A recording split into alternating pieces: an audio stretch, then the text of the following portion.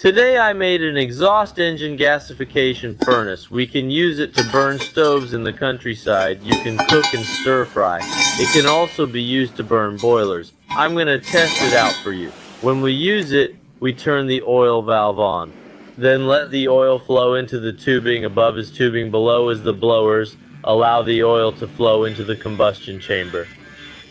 After the oil flows to the combustion chamber, we let it spread all over the bottom. Then this is when we can light the fire. Dip toilet paper in some used engine oil.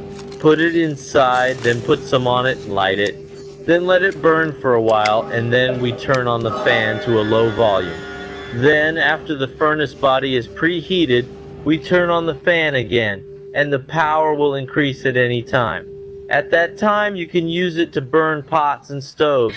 The stove can be used. The power is very wide. It is very easy to use.